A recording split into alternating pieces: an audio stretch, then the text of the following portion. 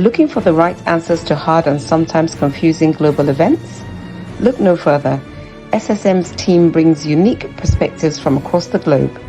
Our in-depth independent reporting is to make you better understand the world as we evolve.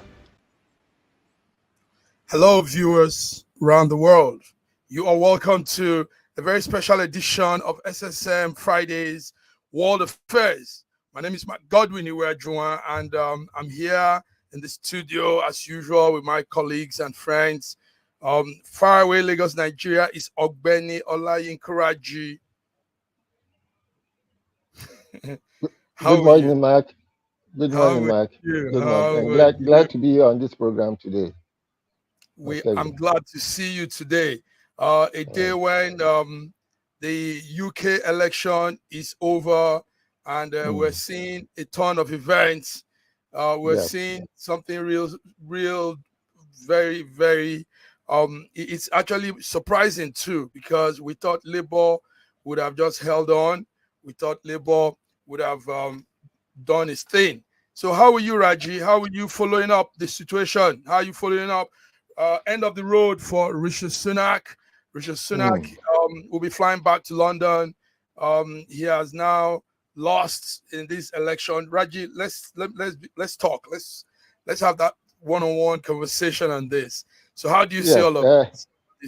I think it should be a welcome relief for the British, for the Englishman, that at least they now seem to have their country back. I congratulate Labour, and I congratulate the Conservatives for conceding defeat without much acrimony. Are you serious? So yes. you think in the Indian Rishi Sunak? I mean, you use the word the English people have come to take their land back, but we are all one. Rishi Sunak, whoever it may be, are all British. They all carry the British citizenship.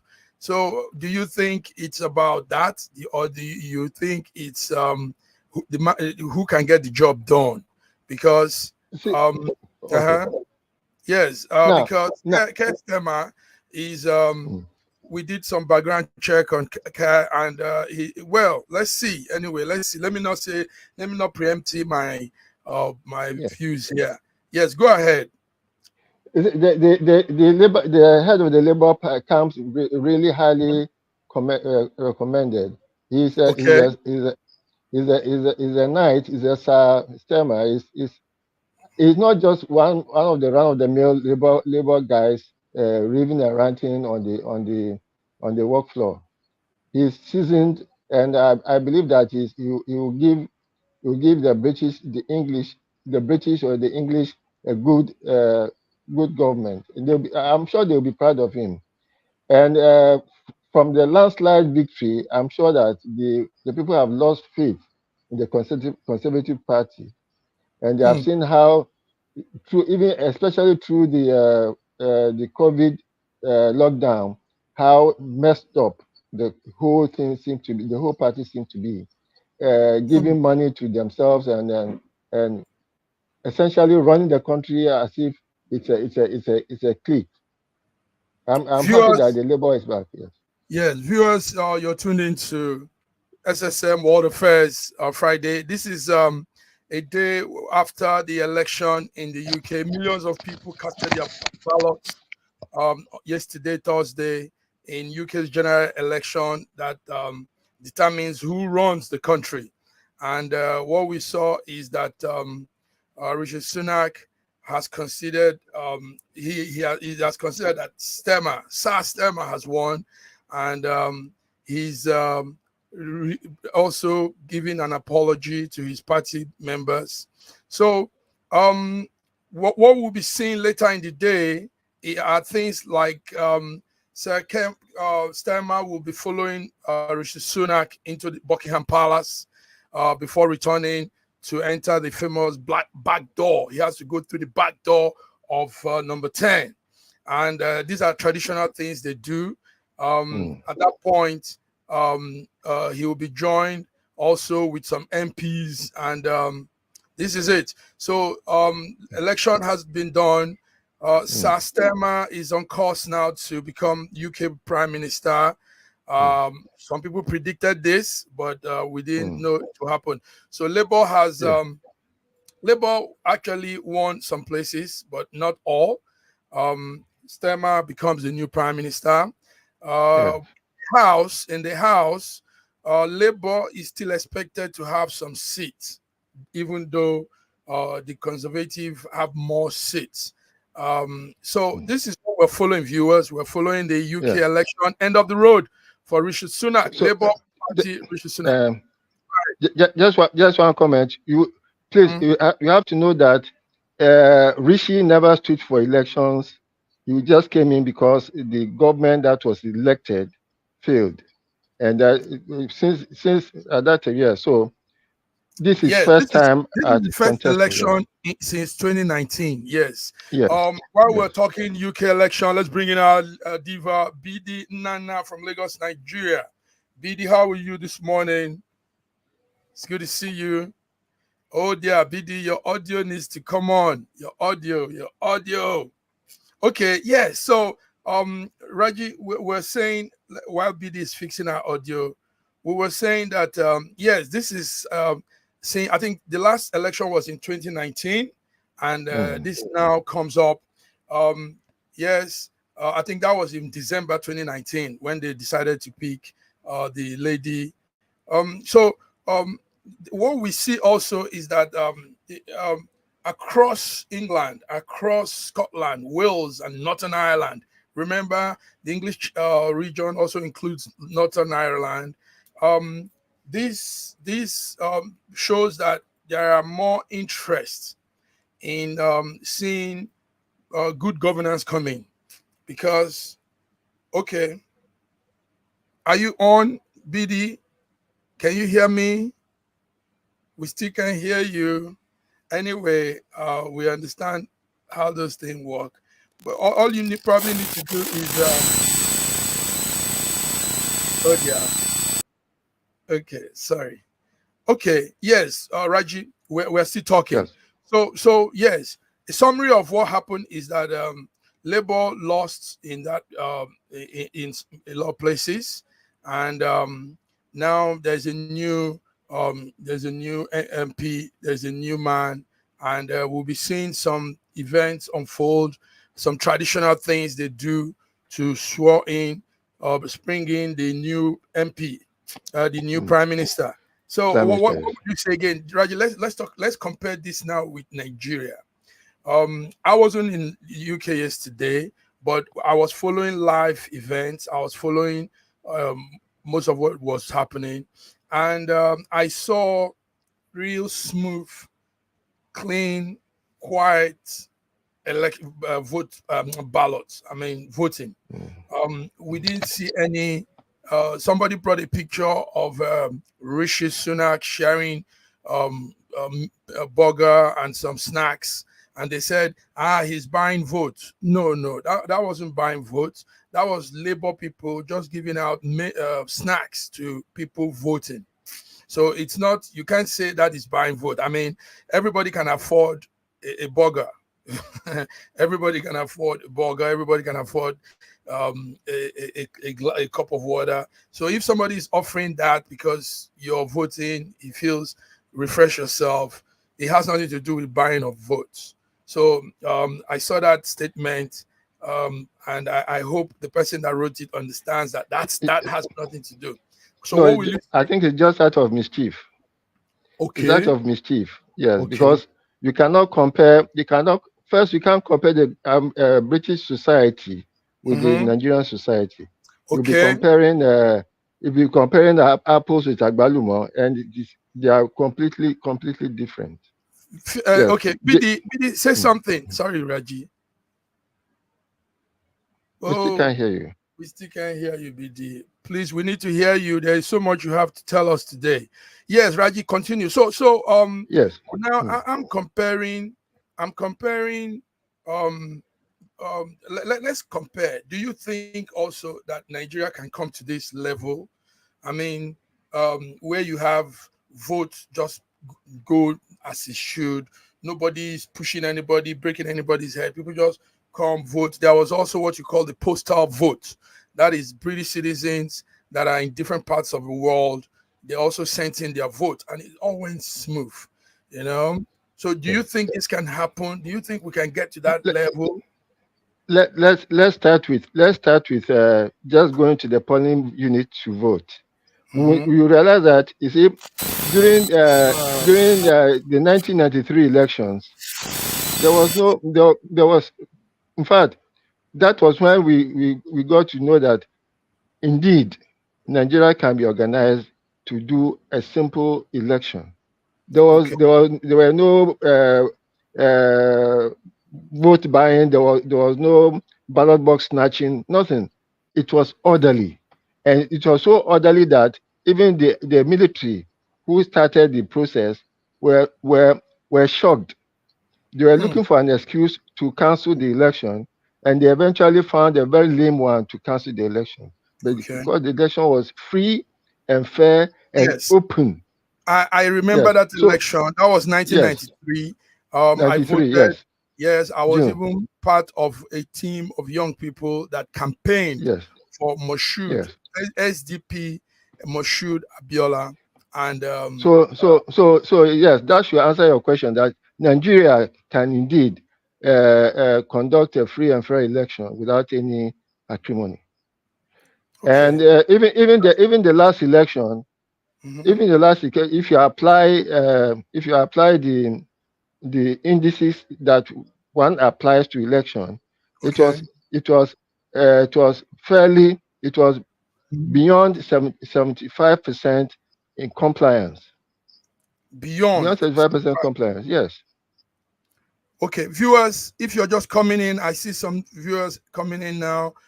We are talking UK election, end of the road for Rishi Sunak, and a new beginning for Sir Keir Starmer. We see this change in the UK now. Millions of people casted their ballot yesterday in what you call UK general election, and this is coming I think since 2019. This is the first time they're having a general ballot like this, and that's what we're discussing, viewers. So Raji, another thing I want us to bring to the fore is the diaspora Nigerians, the ability for the diaspora Nigerians to vote. Like I said earlier, they had what you call postal voting. So friends, people I know that are British citizens voted from different parts of the world, and it went smooth.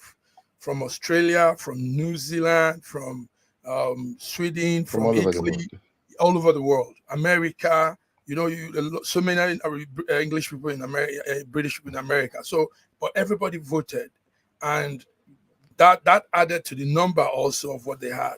So, Raji, don't you think Nigeria should be looking towards diaspora voting? Because the figure they give, even though I know it's not very accurate, and it's a shame that the Interior Minister, the Foreign Affairs Minister, all of these ministry have not really gotten a true data of Nigerians in diaspora.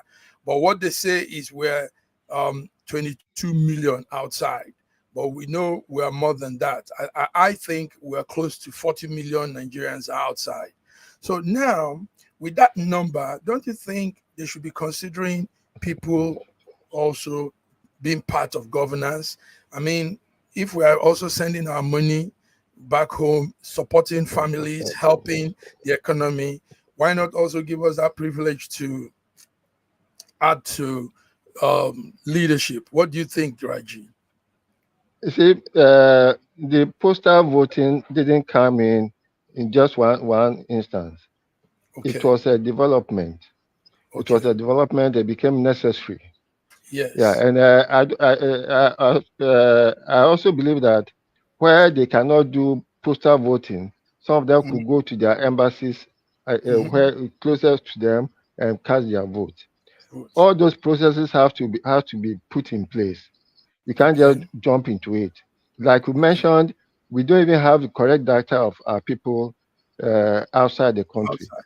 And because of the contribution, in fact, the economy of this country, or the survival of most people in this country, especially in the south, depends on diaspora remittances to them. Otherwise, there will be more weeping and gnashing of teeth across the country, especially in the south. Yes.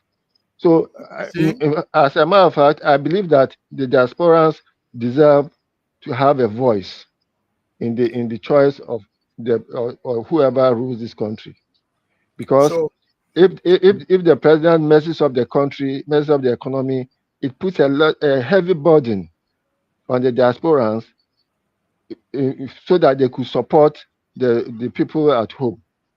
So yes, it is necessary, but then the process has to be put in place. We have to have clear data. We have to have those who are able to. There have to be some data, yes, and then we have to define what is diaspora, because I don't think that if you are in Niger Republic, you will count yourself as being in diaspora.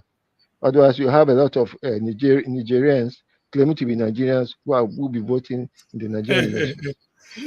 That's an interesting thing to say. But anyway, as long as you are outside of the Nigerian territory, I think you are considered. But the thing is, yes, they can sit down and map out indices, criteria, and for that, those are really qualified. Also, take note, some people might not be living in their country, the host country legally. Some people are probably, exactly. So it has to be spelled out. It has to be arranged well. But we need to vote. That's what matters. Diaspora Nigerians need to. They need I agree with you. Put their vote into. I agree with you. Yeah. So our viewers, you're just coming in. This is it. The English people have voted yesterday. The British people, it's their first chance of voting since 2019 to decide who leads them. House of Parliament, also Westminster, those that will be in the Westminster, and all of this. So this is what we're following now. Reggie and I, we're talking election. We're putting comparison to elections in UK and in Nigeria. Raji, now let's come finally to this one before we go to other topics. One thing that we also observed in the UK election is that yes, there were campaigns, yes, there were all this, but we didn't see much of the Nigerian election. We see some campaigns are turned into abusive, and people use it to mock their candidates, and we see people taking it to the extreme, making fun and all that. But I mean, that does that bring professionalism into leadership? What will you say to such? It seems to me that if elections in Nigeria is more or less like a war. And because of the way we are structured, Nigeria is just a country. It becomes more divided along ethnic lines. Okay. And then haven't instituted this rotational thing. If it's a chance of the North, then we don't see why any Southerner would want to be there, or if it's things with the South. Why should I not now want to come in the South? Between the Southeast and the Southwest, there's always this rivalry. Eventually, everything gets very, very toxic, very, very personal, and it doesn't work out well. And yes. I've mentioned before that we have made campaign period so toxic and so divisive, and that is why every campaign period is also made very, very short, so that the toxicity and the divisiveness will not extend into governance. Unfortunately, some of the pronouncements of those in power in APC now tend towards campaign verbiage, which is not fair. The moment you become president, you are now the president of the whole country. Yes, the whole country, and therefore your pronouncement should show your decency and your level of civility. That's it. Yes.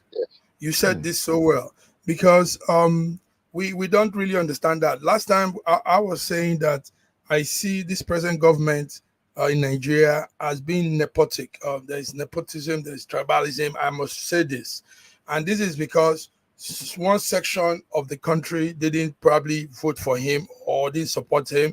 So he has come on board now and he's just picking, Meanwhile, that will not bring efficiency, that will not bring competence, because you could be losing out at those that are smart, intelligent from the other region that could also be part of the government and could bring in their knowledge. But I tend to disagree with you there. I don't think that any section of the country feels marginalized at this moment.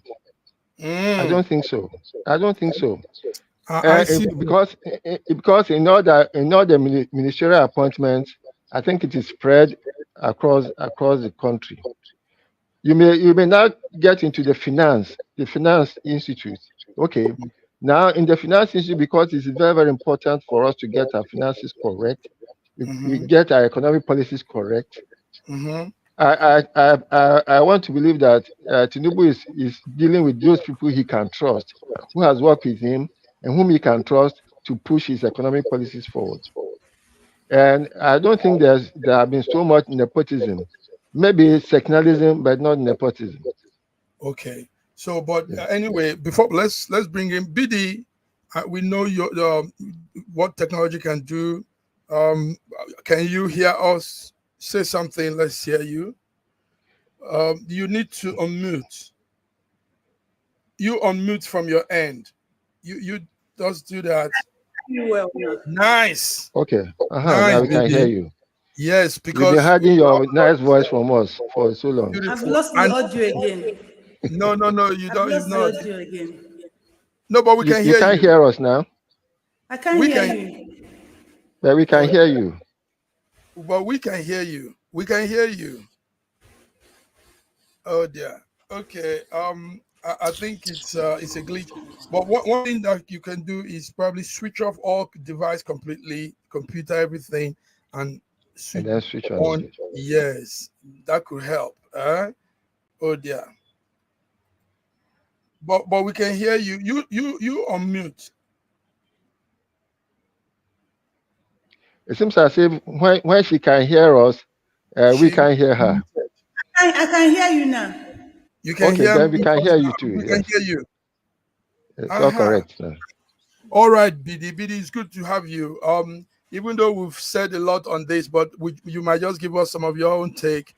The English people, the British people have finally come to their concluding part of casting their vote, and a new government is on. So it's over for Rishi Sunak.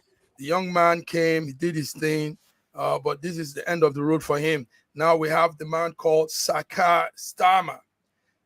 He's a Sir, and he'll be taking the mantle of leadership. And so this is it, BD. What's your take on this? How do you see the UK election? Yeah, I saw it. To them, it went fine. But honestly, I thought they will even return Lushik. I thought they will return it. But the man has done well for himself. Forget him. He did well from when they brought him. When he came in, there was a lot of things going on with the UK, but he was able to stabilize some certain things. He has done well for himself. So he will always be there. That's I know. He will always be there. He will be in the book of history. Okay, so we did some comparison. We did some how it is in Nigeria. How we could. I mean, yesterday I wasn't in London. I wasn't there, but I was following up online through all the cables, and I saw a very peaceful in fact, hassle-free balloting, no anything. I mean, there was no noise. Everybody just went like, casually as if nothing was happening. And they were doing something very, very, very important. But when they were doing it, mildly, cool. So we're saying, can Nigeria come to that level where election is like this? People can just go in the morning, cast their vote, come back, get the results. Can we get to that level, BD? We certainly cannot get to that level. If we get to that level, they will not achieve what you saw yesterday. Did you get me? Nigerians, African cannot get to that level you saw in London yesterday. If they allow Nigerians to get to that level, they won't achieve what you're seeing, what you're admiring. They are using Nigerians or African as an scapegoat to have their own peace. And now to think that even most of the, let me not over-exaggerate it, about 65% of what happens in Nigerian election is as a result of Western world interference, is what they want. Because if they allow Nigerians to have their way, if they allow them to rule and lead themselves, they will no longer have power over us. Because let me tell you, we might not like to say it the way it is.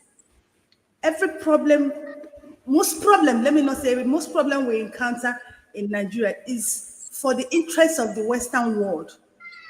If it goes well for Nigeria, if it goes well for Africa, the Western world might not have it easy or better for themselves. So I don't envy them. Good for them. But it's so unfortunately that we Nigerians, the Africans, we are not learning. We refuse to learn, or we refuse to come to a term that these people are actually using us. Our bad is their good. And that is why they will not allow us to achieve it the way we wish or want to achieve it, or the way it will work for us. So I don't blame them. I blame ourselves. BD has dropped some really strong utterances here. But before we go on, Raji, please hold tight. Godwin is, we know it's a busy day for people, weekday, but these legends take their time to be on the frame, the portal, the SSM portal. Godwin, how are you? You're welcome to World Affairs SSM Friday News Update. Thank you for having me. I'm actually on the street. Yes. We are shopping. But I hope it will be. No, don't worry. You see, you know what you do. We'll make up for the. No, don't worry. You know what you do. Stay in the spot. Make up for the audio. Yeah, stay in the spot. I think your audio is okay. We can hear you. But if you're in the spot, if you're moving, you might lose signal. Okay, so stay in the spot. Okay, I'm good to go. Yeah. So how did Russia see the UK election? We've been discussing the UK election yesterday. How is it from your corner, Godwin? To tell you the truth, most Russians do not care and do not follow it because it's of no relevance to Russia or Russian. The ties between Britain and Russia at the low, at the record low. It can hardly get any worse than it currently is. So basically, any even interest may be misinterpreted as interference. So basically, most Russians are not interested and don't really follow, except those journalists who take out their time to post international news, which doesn't really get much traction here. Okay. Anyway, it has happened yesterday. There was millions of English people, British people went and casted their vote, and there is now a change of governance.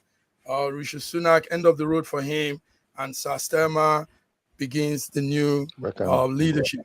So thank you guys. It's good to have you all. Stay tight. Don't go. Let's go on a small break to refresh ourselves. BD, it's good to see you. So we'll be back.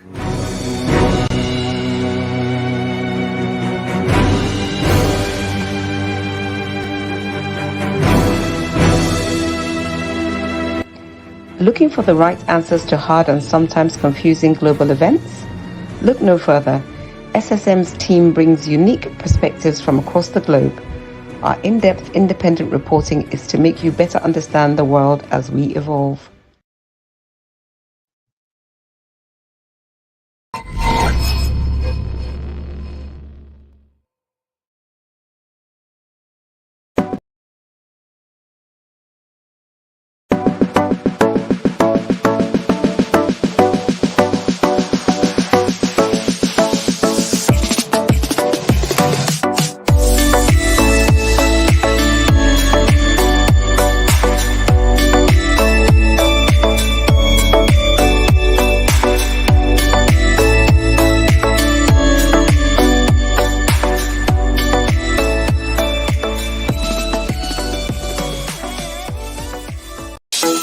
In a world where news flies around every minute, you need the ability to relate and connect with what matters and stay up to date.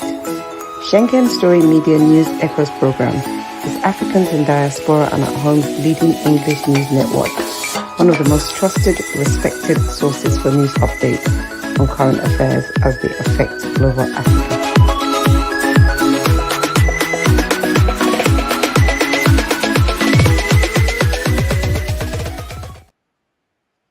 Yes, we're back. We're back, viewers. This is SSM News Echoes World Affairs, Friday, the 5th of July, 2024.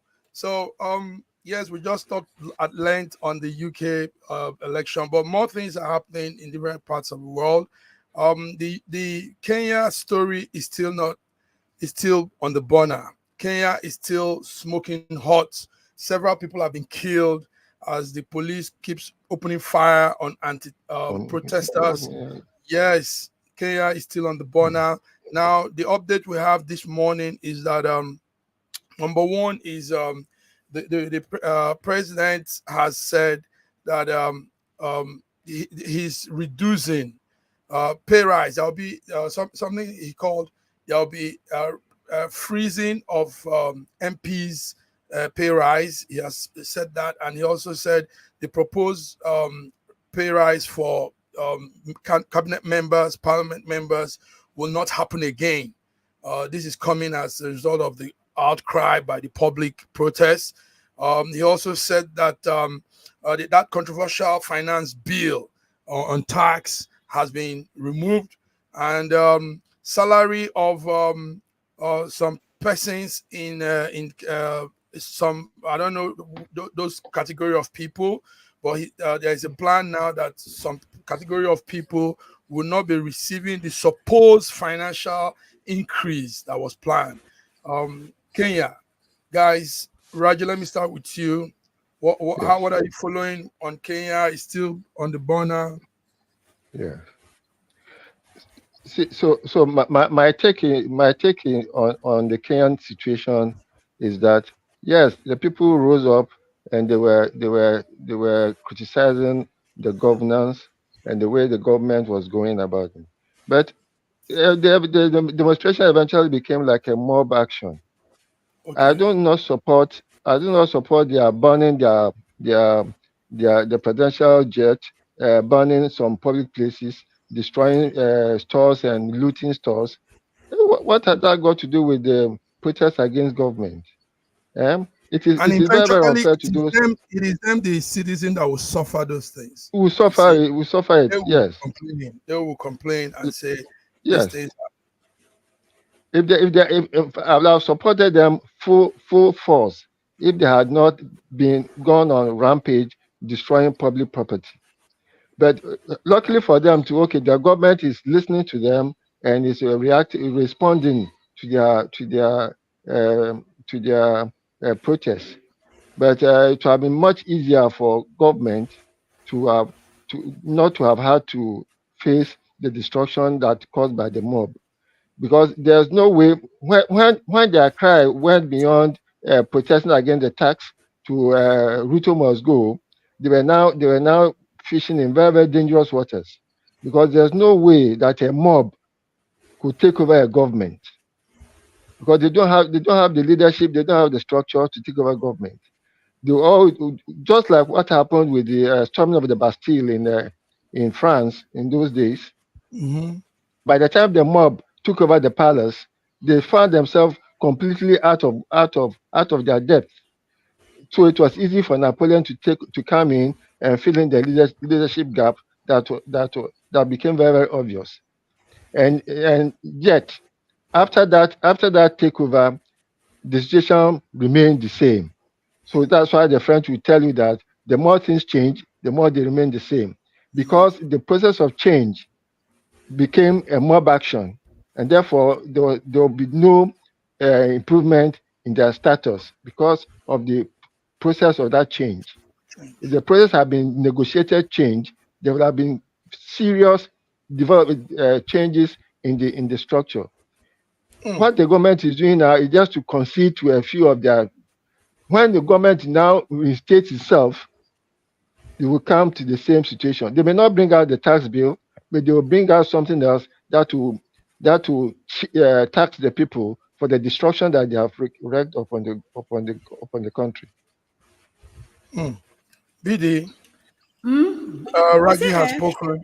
Yes. Yeah, Raji was right. People will still suffer it. But there's something I want us to always look at. Most time when things happen, I'm not part of those people who look at what is happening. I try to look at how did we get to this? What brought about this? What we should understand is that this Kenya finance bill was not just the problem in Kenya. The Kenyan people have been shouting, crying, more especially the fraternization with their presidents and the Western world, US in particular. Now, they started with this protest with finance bill, which the president said he's not going to sign. Now, presently, it is really running hot in Nairobi. Now, what the youth are still saying, they say that the government should cut down their traveling bill and their hospital bill in Kenya. What is happening in Kenya is like what happens in Nigeria, where the leaders go abroad to treat themselves. They have headache, they have stomach upset, they rush out to UK, they rush out to US, they rush out to Switzerland, to Canada, and go and treat. And you know what this does to their economy and how it boosts other people's economy. Now, their government travel a lot. So these are the things the youth are still demanding for. And Ruto has said that he's going to have a dialogue with the youth, and they're going to do something about that. Now, the situation in Kenya doesn't need, postponement. Why don't he call for that dialogue? They get to dialogue, talk about that, because people are saying, "Oh, why are they still protesting? Why are they still?" If you want to do something, you must start at something. They actually started with that finance bill, and they want to use that avenue to take care of other things, and that is what I saw happening in Kenya. So if the president said he's going to dialogue with them and they are going to cut down on the travel for the leaders and the leaders going abroad to take treatment, they should do it and then get to the end of this. That's just my take. Now, I have just one question. Who are those people who are going to, the government is going to negotiate with? Because these people have turned themselves into a mob. There must be a leadership structure that the government will negotiate with. Let me say, let's hear from Russia. I will come to BD. We'll come to you again. Godwin, I hope you're there. How are you seeing this Kenya situation? It's not cooling down. It's getting hotter and hotter every day. Gen Z Kenyans are not backing down. There's a video making round on social media as at yesterday. You see the young man talking with so much dexterity, so much, that they are not stopping here. Yes. So, Godwin, how does Russia copy this? Godwin, can you hear us? Okay, I think we lost him again. Oh, dear. Yes. Okay, yes. Can I speak? There's this mindset we have in Africa. We run the kind of government that we want to silence people. We want the loyalty of everybody. We are doing good, are we doing bad? We just don't want people to talk, don't complain. So it's that mindset that makes us, each time there's protest, we tend to label the protesters to be hoodlums, to be bad people. I know, there are a lot of, some of them that have created the protests in Kenya. But still, those people who are pursuing for the good of Kenyans are still on the streets. So saying that, they are all hoodlums, they are all criminals, it's not fair. Yes, I know some people are using that opportunity to commit some crime, but the ones who are fighting for the good of Kenya are there. And those are the people who have been speaking with government. They are the people who are going to negotiate with government when the government is ready. Government should not be postponing this. If they're actually interested or ready to do what they're saying, they shouldn't be postponing it. They should call these people and sit and negotiate with them. And what does it take to say, no, if you're a leader in Kenya, you must treat yourself in Kenya.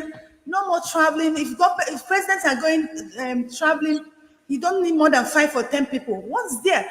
If Ruto has done these things, I don't think they will still be calling for his resignation. It's because he still has a lot of baggages on his head. That is why they are asking him to resign. If he has done like say, oh, please, let's treat ourselves in the country. And you know what it means? Treating ourselves in the country is that they're going to strengthen the health sector. If you had done all those things, they would still be protesting. Okay, let's hear from Godwin. Godwin, did you hear me earlier on, the question I asked? Yes. Could you repeat it? Okay. Please, just so for clarity. Yes, I know. We're saying, how is Russia copying this Kenya situation? It doesn't look like it's cooling down, even when the president is aligning to some of their terms, but they still are pushing on more. The Gen Z, as they call themselves, are still pushing and asking for more. In fact, what they want now is Ruto, the president, should resign. So how do Russia see this? Here in Russia, we see it a little bit with a dose of skepticism, let me put it that way, because Kenya was just declared a U.S. non-NATO major ally, yes? And the next day we had the protest. Do you know that the coup d'etat of Yanukovych in Ukraine happened just a few days after Russia, Europe, and even that Russia, Europe, and Ukraine reached an agreement on the handing over of power of Yanukovych, and then the next day you had the Maidan protest, and then Crimea, taking of Crimea, and then today we have the special military operation. So we always see that external interference in a country's politics does more harm than good. And in this case, it has, helped to cause the unrest.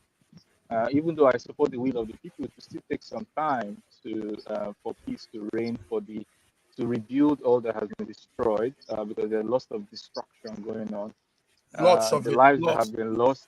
Yeah, the breadwinners that have died, who will compensate them? Who will take care of them? The children they left behind. The mothers who had just a single child who was protesting for their welfare and well-being. There's a lot of reconciliation, repair, reconstruction to do, and external interference is majorly to blame. And most of these powers, like I always say, the backbone of democracy is the military in the country. When the military is on your side, there's a lot of things you can do with democracy and the will of people. They have to get the buy-in of the military to say, yes, the military respects the will of people before it can be enforced, this will of the people. So when there's external influence enriching the military or the military structure, it may be difficult for them to admit that the will of the people have changed or have moved on. And when it's happening so late, it causes the great extent of destruction and protest that we're seeing today. So definitely it's very bad what we're seeing, and it's all fingers are pointing to external interference of the particular. Thank you very much. Well said. Our viewers, if you're listening to us, we're here on our Friday World Affairs Update, and we're talking Kenya. And what we know is the president, Mr. Ruto, has abandoned plans to increase tax after protesters complained that they could not afford to pay. And they say they're already hit by so many sharp increase in their cost of living. So many said the government also should reduce spending, which the president has also vowed he will do. Okay, let's move on, guys. Please, I just want to ask a question. The Kenyan situation, governance and everything, compared to the Nigerian situation, which one is much worse? Nigerian situation now. So why are Nigerians so timid and so laid back about it? They are not protesting. They are not saying anything. Because we have been divided along the tribal line, along the religious line. That is it. We are suffering the same thing. No, we are not the same thing. We are all suffering the same. We are suffering the same thing. The Koro man, the Yoruba man is suffering. Yeah, exactly. But our mind is not conditioned the same. Our mind is not conditioned the same. Exactly. In Kenya, they speak the same language. Exactly. Yeah. In Kenya, I think the problem is that Nigeria is yet a nation. We are just a country, a geographic expression. There's nothing that binds us together as a nation. Until we get that nationality question cleared, will find us fighting against each other to the benefit of those who are oppressing us. Exactly, you're right. You're very, right. very correct. You're absolutely right. That's what we are saying. We are all saying the same thing. Yes. There are two ways. There are two ways. Sorry, there are two ways it can go. The first one is to solve the nationality problem. And the second one is for the suffering to reach the point where it's so great that it overshadows those differences in tribalism and party politics and all of that. It's either one of those two things. That tipping point can never happen, because the more Nigerians suffer, the more they dig into the wall. The more Nigerians suffer, the more we dig into the wall. You see, even a mouse, once it's chased and cornered to the wall, will fight back. Even a mouse. No, you are talking about a mouse. No, you are talking about mice. You are not talking about Nigerians. No, I don't understand what they have done to Nigerians. I made a broadcast yesterday, and I was showing people that Nigerians now make cucumber stew, watermelon stew, because they can't afford to buy tomatoes. Now we have gotten to the level that we have accepted this poverty. There is no war in Nigeria. There is no natural disaster, and Nigerians are dying in hunger. They are dying real death, and they are still silent. Do you understand? Now we have pushed to the wall, and but instead of us to fight back, we are breaking the wall, going inside the wall. That's digging into the wall. Yeah. Okay, guys. Yes. And the tipping point that Godwin is talking about can never happen. You're all saying something that needs to really be checked. But let's move on. More African news. Let's talk on Sierra Leone now. Sierra Leone yesterday banned child marriage. Child marriage has been banned in Sierra Leone. It says child marriage. A new law has been imposed that it's a 15-year prison term and $4,000 for offenders. No more child marriage in Sierra Leone. I think it's a practice there, and now they need to stop it. And when I had this news yesterday night, I said this is good, because most African countries do this, and it's not helping us. It's not helping. BD, you're a woman. Let me start with you. Sierra Leone says anybody that tries that trash again will get himself in jail or pay $4,000, because a lot of people are marrying little girls as old as 9, 10, 12, taking as wife. Can you imagine all this? So putting a ban on it is a good step. PD, what do you say? I'm happy they are waking up. You know, you said most countries in Africa, Nigeria, Nigeria, we celebrate that. You know, it's really funny how most of us in Nigeria, we know it is very visible in the north, but even in the west, we still do it. Yes, we still do it. I'm telling you, even in the west, we still do it. Because when a child is not up to 17, it's still a child, up to 18, sorry. Because I don't understand the country who say that your maturity age is 18, but marriage age is consent age is 13. I think so, 13. Yeah. That's what I can tell you the list of rich men, politicians who marry children in their 14. I'm not talking about North, I'm talking about South now, who marry children in between their 14, 15, 16, 17. Do you understand? We celebrate that in Nigeria. Now, coming out from Sierra Leone, it's very good, because Julius, the president, said they need to protect their children, because they are children. And that's why you have a lot of problem with VVTF, with women. A child that is not matured, a child that has not groomed, you are not giving her the load of bearing a child. Now, how can a child take care of a child? And that is one of the problems we have in our society. So, who groomed this child? Who gave birth to this child? It's the kind of mothers and fathers we allow. Somebody who has not finished growing, and you're not giving her or him a responsibility to grow someone. Kudos to them. I wish, but you know one thing about Nigeria, who don't learn good things, is how they are taking money from their Nigerian will learn, say, oh, look at Sri Lanka, they are paying $100, they are paying $50. That's everything will learn fast. But this kind of We will not learn it.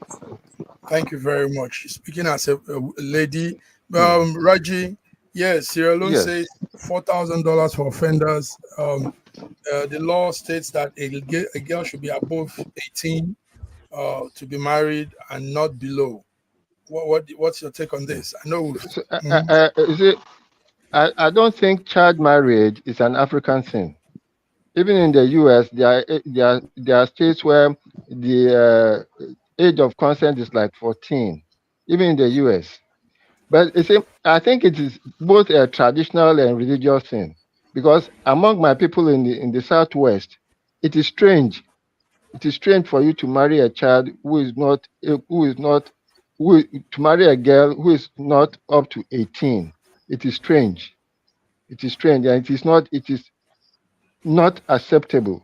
It may be acceptable in some tiny communities, but across the Southwest, among the Yorubas, it is not acceptable for you to marry a child. For some Muslims, they follow the practice of their prophet, who was said to have married a child of 9.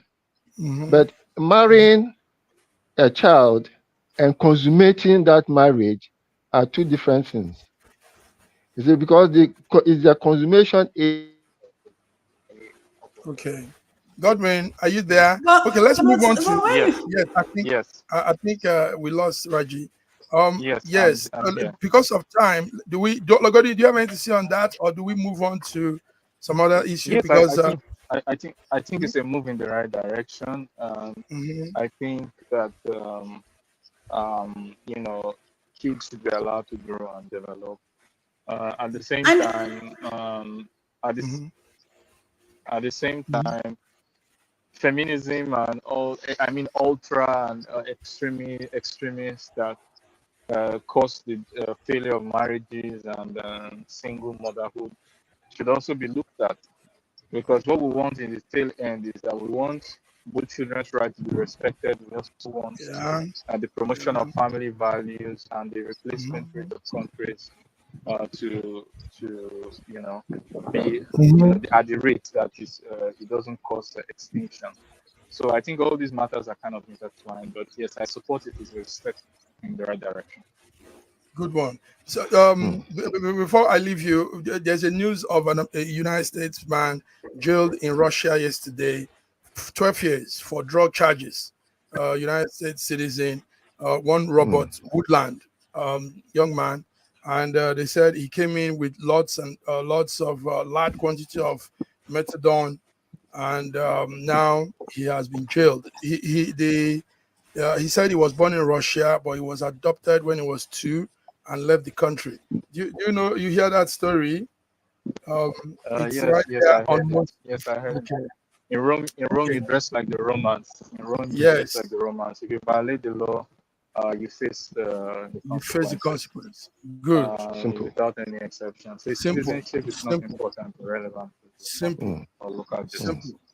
Okay, let's move on to this one is just a news. We're hearing of violent attacks in France ahead of Sunday's election. There's still an election that will be held on Sunday, and they say youths are also on the streets fighting and scattering things.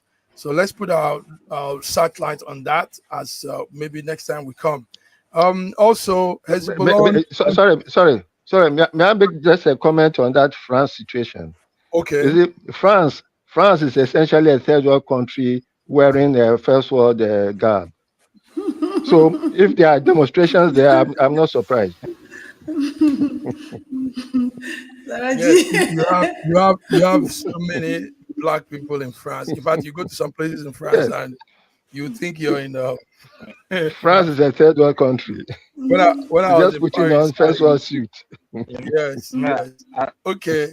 We're also hearing in that extreme. I was in Paris. I loved it, but there are lots of issues that I also could be solved. But I love Paris while I was there.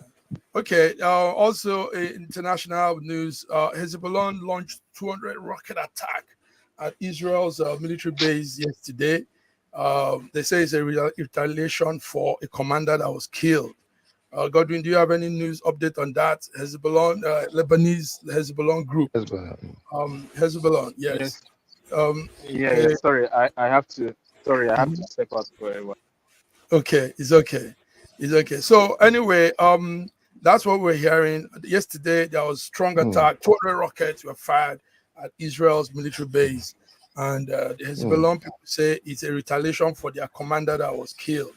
So let's move on to finally. Let's move on to a story that is, even though it's not really part of Thursday's story, but I think we should talk about it. There's a young man, a Nigerian young man that worked in a restaurant. BD, I don't know if you have that story. He used to work in a restaurant called Palace, and but today he's not too far from me. He's in that same France we just talked about, and he's on the runway. He's a model. He's modeling and doing some great things for Nigeria. I mean, this is quite an interesting story. So that's the young man there. BD, do you have the story of him? Did you hear anything about him? Yeah, no, I didn't hear anything about him. But say, what you are seeing now, it's not a new thing to us in Nigeria. He used to be a restaurant attendant in Nigeria, and today he's a model. His name, they say, is Bolaham. Bolaham is his name. Yeah, Bolaham is his name, yeah. And he actually started in Italy, Milan, and is appearing for luxury clothes now in Italy. Yes. So it's a normal thing with us. See, I used to tell people that Nigerian limits people. You see a lot of people who, when they are in Nigeria, even with their talents, even with their skills, they would die wretched. But that's why you see every Nigerian will do everything to leave the shores of this country, because they know that when they leave the shores of this country, their story will change. The only thing is that have something you're doing, have a skill. Don't be part of those people who just go in. You don't have a skill, you don't have talent, you don't have focus. Look at him. If this guy had remained in Nigeria, maybe probably he will end up as a drug pusher, truck pusher.